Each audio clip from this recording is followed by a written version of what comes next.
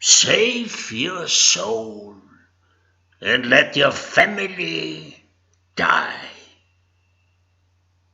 Many years ago, there lived in China a farmer.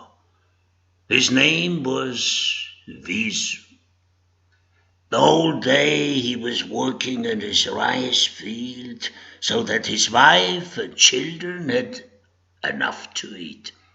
Every year he also brought a big sack of rice to the monastery so that the monks had something to eat.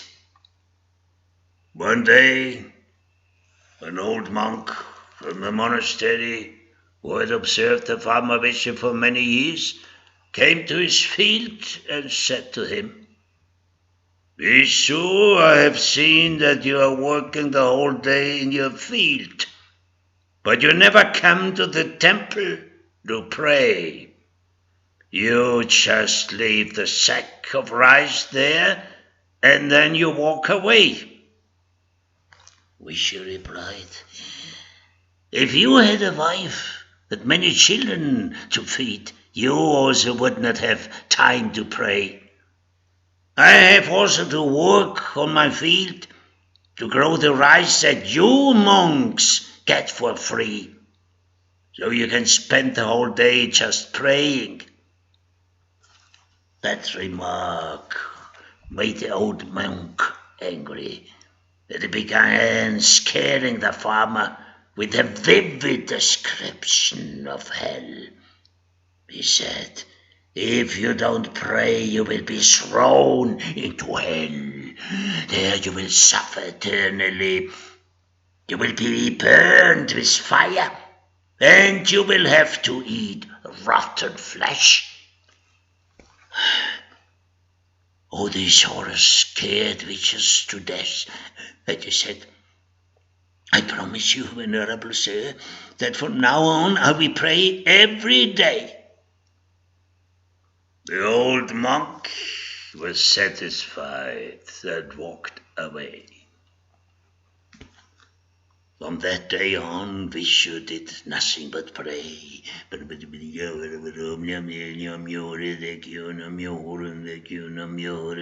He prayed all day long and did not work any more in his field, so that his rice crops withered and his wife and children starved. Vishu's wife became angry and shouted, Vishu, look at the thin bodies of your children. They have nothing to eat. Do something useful and work in the field and stop that useless mumbling of prayers.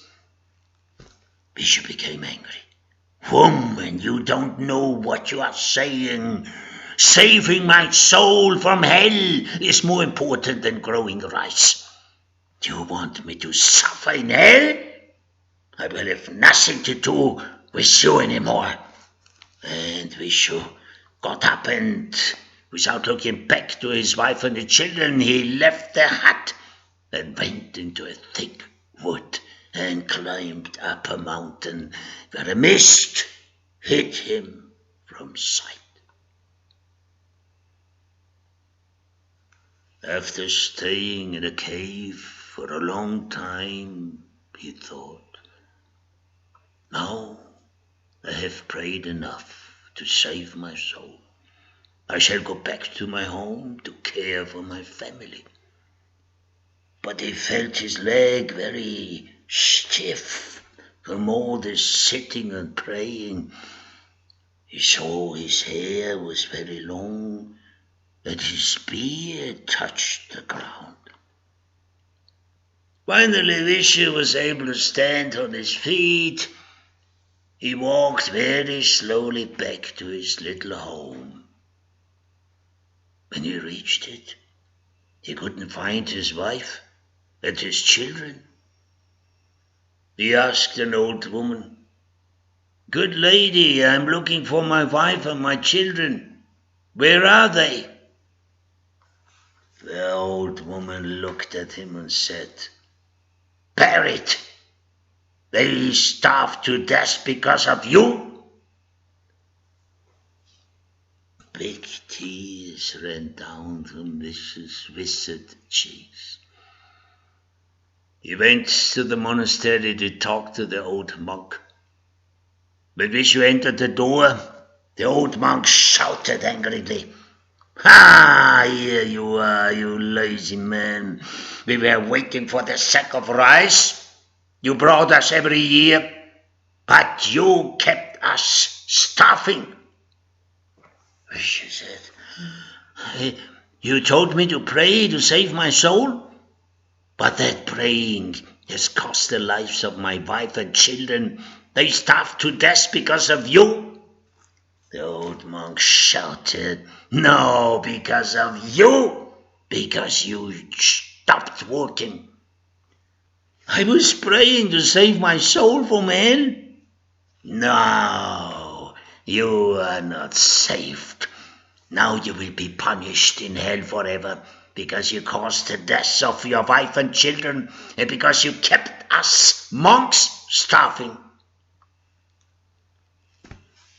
Vishu went away, bent down with despair.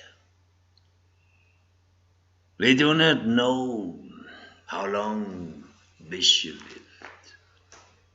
After his death, his ghost is still haunting the place where his little hut stood, and where his wife and children starved to death.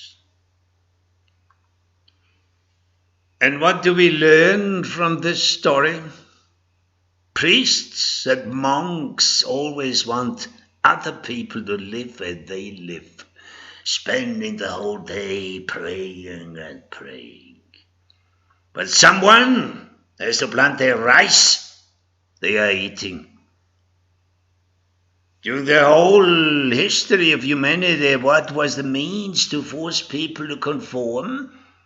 Scaring them to death with hell. Vishu fell from one extreme into the other. First he was working the whole day without dedicating a moment to his inner life. Then he fell into the other extreme and praying and no working anymore, neglecting his faith and his family. And what shall we do? Avoid the extremes. Work and meditate.